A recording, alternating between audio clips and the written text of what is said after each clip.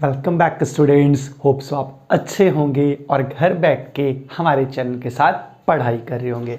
आज हम कहाँ पहुँच गए हैं? बिजनेस स्टडी के नेक्स्ट फंक्शन ऑफ मैनेजमेंट पे, जो कि क्या है हमारा ऑर्गेनाइजिंग। कुछ नहीं करना, आपको प्लेलिस्ट ऑन करनी है। सारी आपको वीडियो क्या होंगी, प्लेलिस्ट में सीक्वेंस वाइज मिल जाएंगे। बेल नोटिफिकेशन ऑन कर दीजिए और घर बैठ के आराम से पढ़ाई करते रहिए। लास्ट में वही है, जब आप लाइक करेंगे, शेयर करेंगे, सब्सक्राइब करेंगे तो हमें क्या मिलेगी, वीडियो बनाने की मोटिवेशन मिलेगी और ज़्यादा से ज़्यादा लाइक किया करिए। ठीक है, चलिए स्टार्ट करते हैं आज का चैप्टर। ऑर्गेनाइजिंग क्या है? सिंपली डेफिनेशन से पता चल रहा है ऑर्गेनाइजिंग क्या है। टू अरेंजिंग, सबको क्या कर रहा है, ये अरेंज कर रहा है एवरीथिंग इन ऑर्डरली। आपने अपना अटेंडेंस रजिस्टर देखा होगा ना, ऑर्डरली मेंटेन होता है, A then B alphabet then C alphabet then D, ताकि कोई कंफ्यूजन ना हो। तो कंपनी भी क्या कर रही है, टू अरेंजिंग एवरीथिंग, जो भी कंपनी के अंदर सारी चीज़ है सब कुछ अरेंज कर रही है ऑर्डरली, एक ऑर्डर में, from making the most efficient use of resources, ताकि वो क्या कर सके, अपने रिसोर्सेज का अच्छे से यूज़ कर सके। वो आप बाद में जाके पढ़ोगे कॉस्ट अकाउंटिंग में और भी चीज़ें कि रिसोर्सेज क्या होता है, लेबर का, लैंड का, कैपिटल का, या हम और भी कह सकते हैं इनडायरेक्ट बहुत सारे हमारे मटेरियल्स होते हैं, उनका सबका क्या कर रहा है, अच्छे से क्या कर रहा है, यूज़ कर रहा है। एफिशिएंट का मतलब ही क्या होता है, 100% यूज़ करना या कंप्लीट यूज इसका करना। तो ऑर्डर में अगर हम सब कुछ सेट कर देंगे तो कोई प्रॉब्लम हमें नहीं होगी।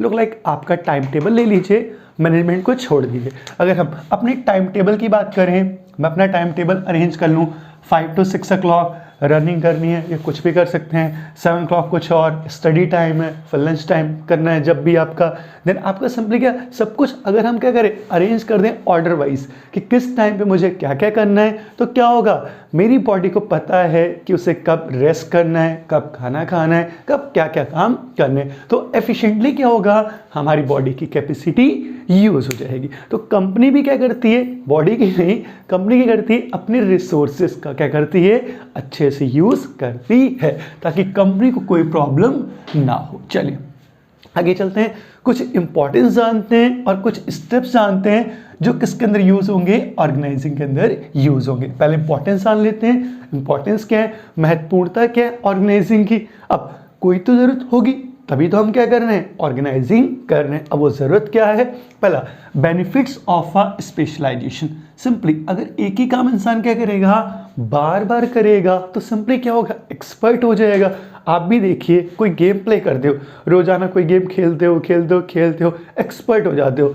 मम्मा लोगों को देखो, चाय बनाती हैं, खाना बनाती हैं, एक्सपर्ट हो जाती हैं। तो स्पेशलाइजेशन का मतलब क्या है, एक विशिष्टीकरण आ जाता है। हिंदी में क्या कहते हैं इसको, विशिष्टीकरण। तो ये बेनिफिट किसका है, जब हमने क्या करा, ऑर्गेनाइजिंग किया, हमने सबको काम क्या करा, डिवाइड कर दिया। चलिए इंपॉर्टेंस से पहले हम देख लेते हैं स्टेप्स के बाद क्या करेंगे, इंपॉर्टेंस को देखेंगे। चलिए पहला देखते हैं क्या, identification and division of work. Simply पहले काम को ढूंढ लीजिए और ढूंढने के बाद काम को क्या करिए, डिवाइड कर दीजिए। कंपनी को छोड़ के एक नॉर्मल एग्जांपल देते हैं। आपने दिवाली का टाइम देखा होगा, दिवाली टाइम पे क्या होता है, घर में बहुत सारे काम होते हैं, और जब बहुत सारे काम होते हैं तो करने वाले बहुत सारे लोग होते हैं। ऐसा तो नहीं कोई सिंगल पर्सन करेगा। तो हम देखेंगे आइडेंटिफाई कि काम क्या है और काम को डिवाइड कैसे किया जा सकता है। सिंपली जैसे मान लीजिए कोई एक ए पर्सन है, ठीक है, बी पर्सन है, सी पर्सन है, डी पर्सन है। ए से बोला कि आप स्वीपिंग कर लो, उसने कहा ठीक है हम स्वीपिंग कर लेते हैं। बी से बोला आप शॉपिंग कर लो, उसने कहा ठीक है मैं शॉपिंग पे चला जाऊँगा। थर्ड से बोला कि आप लाइटिंग कर लो, तो लाइटिंग कर लेगा।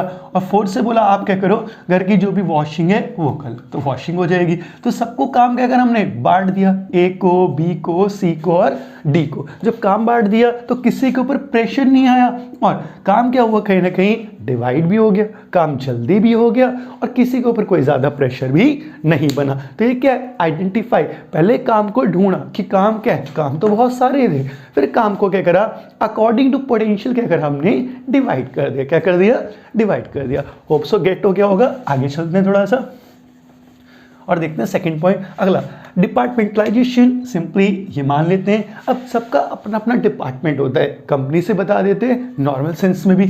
अब अकाउंट्स वाले क्या करते हैं, अकाउंट्स को देखते हैं, ये इनका डिपार्टमेंट है। सेल्स वाले क्या करेंगे, सेल्स को देखेंगे। HR वाले क्या करेंगे, HR डिपार्टमेंट को देखेंगे, फाइनेंस वाले क्या करेंगे, फाइनेंस डिपार्टमेंट को देखेंगे। तो सिंपली क्या है, कहीं ना कहीं कंपनी में सबका डिपार्टमेंट बटा हुआ है, सब अपने अपने काम को ही देखेंगे। एग्जांपल ले लेते हैं, पापा का काम क्या, एक तरह से जॉब करना, ठीक है, मम्मा का क्या काम है घर में, हाउस वाइफ का। तो ठीक है, ऐसा नहीं है कि कोई ज़रूरी है यही स्पेसिफिक है, काम चेंज भी हो सकते हैं। आजकल मेल्स भी घर पे जॉब कर रहे हैं और फीमेल्स क्या कर रही हैं, कहीं ना कहीं जॉब कर रही है, तो ऐसी कोई बड़ी बात नहीं है। तो सिंपली ये क्या है, बस हमने क्या करा, सिंपली डिपार्टमेंट को डिवाइड कर दिया कि अपने अपने डिपार्टमेंट में क्या होगा, सेम अपना अपना काम करेंगे। एक स्कूल का एग्जांपल ले लेते हैं। कॉमर्स टीचर क्या होते हैं, केवल कॉमर्स पढ़ाते हैं। आर्ट्स टीचर क्या होते हैं, आर्ट्स पढ़ाते हैं, अपने डिपार्टमेंट में रहते हैं ना। साइंस टीचर क्या होते हैं, साइंस पढ़ा लेते हैं। कभी ऐसा तो नहीं देखा कॉमर्स टीचर जाके क्या कर रहा है, अकाउंट्स पढ़ा रहा है, और साइंस वाला टीचर आके क्या कर रहा है, फिजिक्स पढ़ा रहा है। ये बेचारे केमिस्ट्री पढ़ रहे हैं और बिजनेस पढ़ रहे हैं। ऐसा तो नहीं देखा होगा आपने। सबका अपना अपना क्या है, डिपार्टमेंट बटा हुआ है, और जब बटा हुआ है तो किसी को कोई प्रॉब्लम नहीं होती। साथ साथ में नोट डाउन करना चाहे तो नोट डाउन कर लिया करिए वीडियो को पॉज करके, ठीक है। चलिए आगे चलते हैं। असाइनमेंट ऑफ ड्यूटी, जब हमने काम दे दिया, डिपार्टमेंट बांट दिए, तो सबको काम दिया गया। अब जैसे मान लो मुझे बोला गया कि आप अकाउंट्स के टीचर हो, तो हमें पता है अकाउंट्स कहाँ है हमारा, सिंपली किसमें है, कॉमर्स डिपार्टमेंट में। कोई फिजिक्स का टीचर है, ठीक है, तो उसका डिपार्टमेंट क्या बन जाएगा, साइंस डिपार्टमेंट। कोई हिस्ट्री का टीचर है तो उसका डिपार्टमेंट क्या बन जाएगा, आर्ट्स डिपार्टमेंट। तो सिंपली सबको काम क्या करा गया, अकॉर्डिंग टू, सिंपली हमने क्या बोला, जो भी डिपार्टमेंट बांटा था उसके अकॉर्डिंग काम को क्या करा गया, असाइन कर दिया गया कि आपको यही काम देना है। जिस दिवाली पे क्या है ना, जो पोटेंशियल देखी, जो क्षमता देखी, उसके अकॉर्डिंग आपको काम क्या करा, डिवाइड करके दे दिया गया। फर्दर लास्ट पॉइंट क्या है, जब हमें काम दे दिया गया तो क्या होगा, एस्टैब्लिशिंग रिपोर्टिंग रिलेशनशिप। ऑब्वियस सी बात है, मान लो मैं हूं कॉमर्स का टीचर, ठीक है, किसका टीचर हूं, कॉमर्स का टीचर। अब मुझे रिपोर्ट किसको करनी है, साइंस के टीचर को। सोच के देखो, बिल्कुल नहीं सर, मुझे किसको रिपोर्ट करनी पड़ेगी, प्रिंसिपल को। प्रिंसिपल किसको रिपोर्ट करेगा, साइंस के टीचर को नहीं, किसको करेगा सर, डायरेक्टर को। डायरेक्टर किसको रिपोर्ट करेगा, चेयरमैन को, ठीक है। तो सिंपली ये सीक्वेंस है कि कौन किसको क्या कर सकता है, रिपोर्ट कर सकता है। ये नहीं कॉमर्स का टीचर साइंस को जाकर रिपोर्ट कर दे, मेरे बच्चे नहीं पढ़ रहे, आके आप देख लेना, या साइंस वाला कॉमर्स को रिपोर्ट कर दे, ये पॉसिबली नहीं है, ठीक है। होप सो क्लियर होता जा रहा होगा, तो अच्छे से क्लियर करते हुए रहिए। और होप सो क्लियर हो ही गया, खत्म हो गया ऑलमोस्ट, ठीक है। तो स्टेप समझ में आ गए होंगे। सबसे पहले क्या करना है, काम को ढूंढना है, डिवाइड कर देना है। सेकंड वन क्या है, काम को डिपार्टमेंट दे देना है कि भैया इस डिपार्टमेंट में ये काम होगा। थर्ड, लोगों को ड्यूटी पर रख देना है कि आपको केवल यही काम करना है। फोर्थ वन क्या है, आप किसके पास जा सकते हो अगर आपको कोई भी प्रॉब्लम हुई। क्लियर, चलिए आगे चलते हैं। क्लियर हो गया होगा तो अब स्टार्ट कर लेते हैं इंपॉर्टेंस। सिंपली इंपॉर्टेंस क्या है, बेनिफिट्स ऑफ अ स्पेशलाइजेशन। अभी हमने सिंपली किया ही था, क्या हो जाएगा हमारा बेनिफिट ऑफ स्पेशलाइजेशन। जब हमने क्या करा, प्रोसेस की, ऑर्गेनाइजेशन की, देख सकते हैं आप, हमने क्या करा, किसी एक पर्सन को डिपार्टमेंट में काम डिवाइड कर दिया, अपनी वो ड्यूटी करे जा रहा है। तो सिंपली एक ही वर्क को अगर वो क्या करेगा, रिपीटेड टाइम्स करेगा या बार बार मैनी टाइम्स क्या करेगा, रिपीट करेगा, तो एक्सपर्ट नहीं हो जाएगा। सोच के देखिए आप, कंपनी छोड़िए, अपने घर में देखिए या आप ही कोई काम देखिए। वो कौन सा गेम आया था, पबजी आया था ना, पबजी, और अब क्या चल रहा है, फ्री फायर। तो सिंपली खेलते खेलते खेलते खेलते क्या हुआ, एक्सपर्ट हो गए। वो देखो बंदा दिख रहा है, गोली मारो, कुछ कर। तो सिंपली किस लिए, कि बेनिफिट्स ऑफ क्या, आपका स्पेशलाइजेशन हो गया। तो सिंपली स्पेशलाइजेशन क्या, एक ही काम को बार बार रिपीट करते रहोगे तो आप उसमें एक्सपर्ट हो जाओगे। क्या होगे, एक्सपर्ट हो जाओगे। गधे भी घोड़ों की रेस में दौड़ते दौड़ते क्या होते हैं, एक्सपर्ट हो जाते हैं, ठीक है ना। तो आप गधे नहीं हो, इतना जान लो बस। चलिए, creating a work relationship, simply पता है वर्क रिलेशनशिप क्लियर है कि किसको क्या कंपनी के अंदर काम करना है। सिंपली जैसे बता देते हैं, मान लीजिए एक सीए पर्सन है, तो वो क्या करेगा, कहीं ना कहीं कंपनी की बैलेंस शीट देखेगा, कंपनी के अकाउंट चेक करता हुआ जाएगा। दूसरी ओर क्या आपका, सिंपली अगर हम सिंपली कोई अकाउंटेंट है या बीकॉम डिपार्टमेंट का कोई पर्सन है, तो उसका काम क्या है कि वो छोटे मोटे क्या करेगा, अकाउंट्स को चेक कर सकता है। कंपनी के बड़े बड़े काम कौन करेगा, सीए करेगा। ये क्या, clarity in a working relationship. अब ये इसे ऑर्डर नहीं दे सकता, लेकिन हाँ ये इसे ऑर्डर दे सकता है। क्यों, क्योंकि इसकी पोजीशन क्या है कंपनी में, बड़ी। एक स्कूल का भी एग्जांपल दे देते हैं आपको। मान लीजिए प्राइमरी टीचर, सेकेंडरी टीचर, वो तो जानते हैं ना कौन से टीचर है, प्राइमरी टीचर और सेकेंडरी टीचर।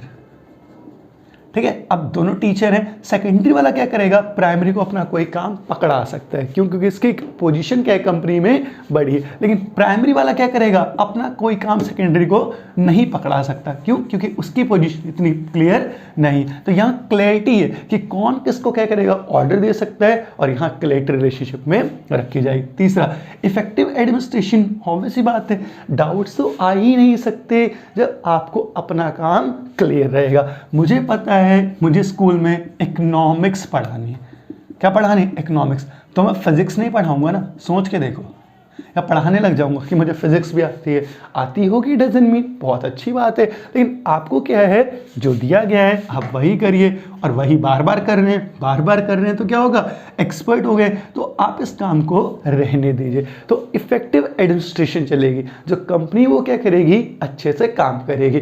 जैसे कोई घर में हमें काम आता है ना, चाय बनाना, खाना बनाना, तो हमें वही काम देते हैं कि ये बड़ा अच्छा करते हो तुम, तो वही क्या करो, काम करो। चलिए, क्लियर हो गया होगा, आगे बढ़ते हैं थोड़ा सा।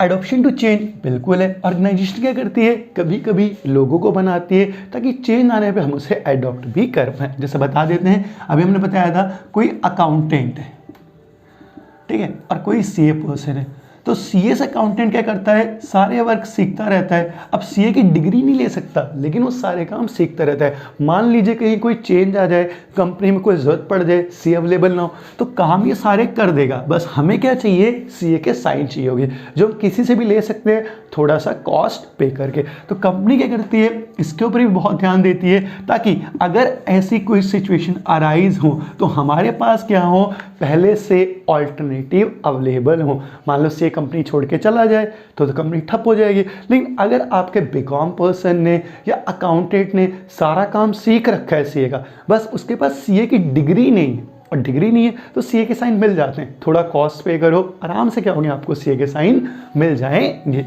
अगला, optimum utilisation of resources. Simply हमें पता है जब सबको अपना काम क्लियर हो रहा है, एक ही काम कर रहे हैं, सबको पता है कौन किसको रिलेशनशिप करेगा, इफेक्टिव एडमिशन चल रहा है, चेंज में प्रॉब्लम हो रही, तो ऑब्वियस सी बात है ऑप्टिमम यूटिलाइजेशन मतलब क्या, रिसोर्सेज का क्या होगा, 100% यूज़ होगा। मुझे घर में चाय बड़ी अच्छी बनानी आती है, तो मुझसे चाय बनवाएंगे ना, तो कोई वेस्टेज नहीं होगी। चीनी मुझे पता है, चाय पत्ती पता है, कितना दूध डाला जाएगा, तो कभी मुझसे कोई वेस्टेज नहीं होगी। तो ये सिंपली क्या है, ऑप्टिमम यूटिलाइजेशन। किसी और को दोगे, ज़्यादा चीनी डाल दे, ज़्यादा चाय पत्ती डाल दे, चाय पूरी खराब हो जाए तो प्रॉब्लम। लेकिन कंपनी को पता है कि यही काम आता है सिंपली, तो सिंपली क्या होगा, 100% क्या होगा, यहाँ यूज़ होता हुआ चला जाएगा। Last, development of a personal. Personal का मतलब क्या होता है, एम्प्लॉय। क्या होता है इसका मतलब, एम्प्लॉय। एम्प्लॉय का सिंपली मतलब होता है कि ऑब्वियस बात है, बताए अगर ये सारे स्टेप्स करोगे तो कंपनी में क्या है, किसी भी एम्प्लॉय की डेवलपमेंट होना ज़रूरी। डेवलपमेंट का मतलब क्या, विकास होगा। एक ही काम बार बार कर रहे हो, चेंज के लिए भी आपने लोगों को रख रखा है, वर्किंग रिलेशनशिप क्लियर कर रखा है, और अच्छे से काम कर रहे हैं, तो सिंपली क्या है, किसी का भी विकास होगा, और जब विकास होगा तो क्या होगा, ऑर्गेनाइजेशन को ही प्रॉफिट होगा। चलिए, इतना डन हो गया चैप्टर। नेक्स्ट क्लास में उसके डिफरेंसेस जानेंगे, फॉर्मल इनफॉर्मल, और भी। तब तक स्क्रीनशॉट लीजिए, और मोटिवेशनल कुछ पंक्ति सुनाएंगे या बातें सुनाएंगे, जो भी है सुनाएंगे तो जरूर। चलिए, ले लीजिए स्क्रीनशॉट जल्दी से, 10 तक काउंट करेंगे, बस फिर उसके बाद चलते हैं।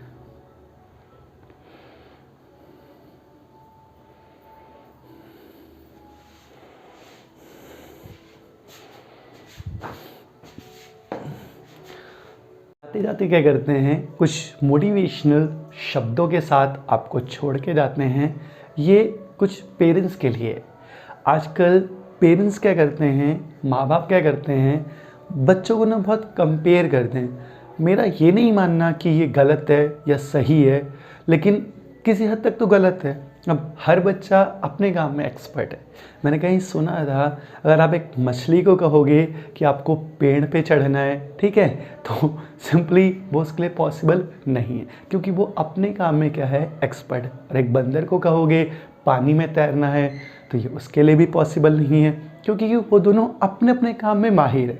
बंदर पेड़ पे चढ़ सकता है, मछली पानी में अच्छे से तैर सकती है। तो हर बच्चा क्या है, एक दूसरे से अलग है। तो उन्हें प्रेशराइज करना या कहीं ना कहीं कहते हैं ना कि उन्हें नीचा दिखाना, दूसरे से कंपेयर करना ठीक नहीं है। आगे आपका मन है, जो आप सही समझें, मेरे लिए तो ये गलत है। तो उसी पे हमने कुछ शब्द लिखे हैं, तो अच्छे से सुनिएगा। ये मोटिवेशनल शब्द खासकर माँ बाप को सुनाइएगा, उन्हें थोड़ा सा समझ में ताकि आए। और ये उन्हीं के लिए सबसे ज़्यादा क्या है, स्पेशल, कि आपका बच्चा क्या है, अलग है। सुनिए, जीवन में कभी भी किसी से अपनी तुलना मत कीजिए, जैसे भी हैं आप सर्वश्रेष्ठ हैं। कहने का सिंपली मतलब है यहाँ कि आपका जो बच्चा है वो यूनिक है, उसे दूसरे से क्यों कंपेयर करना है। सचिन को ले लीजिए, विराट कोहली को ले लीजिए, या कहीं ना कहीं सुंदर पिचाई या नेल्सन मंडेला को ले लीजिए, सबकी अलग अलग स्ट्रीम थी, सब अलग अलग चमके हैं, ठीक है ना। तो सिंपली कहना नहीं चाहिए। सूरज का भी एक टाइम होता है। सूरज क्या होता है, दिन तक ही चमक सकता है, रात को चांद को ही आना पड़ता है। तो छोड़ दीजिए अपने बच्चे को कंपेयर करना, उसकी कोई भी नीड नहीं है।